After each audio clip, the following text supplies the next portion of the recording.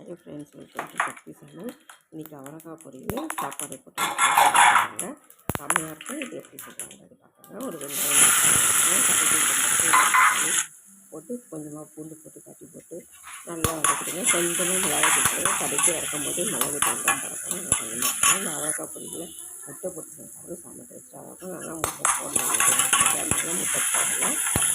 இது முன்னாடியே பொரியல் பண்ணி ரெடி பண்ணி வச்சுட்டு சாதமும் ரெடியாக இருந்ததுன்னா நீங்கள் சாப்பிட உட்காந்து லைட்டாக கேஸை சூட் பண்ணி அவரைக்காய் ரெண்டு வதக்கிற மாதிரி வதக்கி சாப்பாடு எடுத்து போட்டு நல்லா கலந்து மிளகு தூள் போட்டு இறக்கி சாப்பிட்டா சூப்பராக இருக்கும். நீங்கள் முட்டை சாப்பிட்றீங்கன்னா அப்போ அந்த நேரத்துக்கு அவரைக்காய் பொரியல் முட்டையை உடச்சி ஊற்றி கலந்து பொரியல் பண்ணால் நல்லாயிருக்கும். இந்த அவரைக்காய் முன்னாலே கட் பண்ணி வச்சுட்டாங்க. நல்லா கழுவிட்டு நல்லா கழுவி தண்ணியில் அதுக்கப்புறமா கட் பண்ணாங்க. கட் பண்ணி வச்சுட்டு அவரைக்காய் அவரைக்காய் நம்ம கட் பண்ணி வச்சா 3 நாளில் கட் பண்ணால் நல்லா கழுவிட்டு பண்ணிவிட்டு அதுக்கப்புறமா கட் பண்ணி வைங்க. அது ரொம்ப நாளைக்கு தான் 2-3 நாளைக்கெலாம் வைக்கக்கூடாது. ஒரு நாளைக்கு தான். நாளைக்கு கட் பண்ண முடியாதுன்னும் போது இன்றைக்கி கட் பண்ணி வச்சோம்.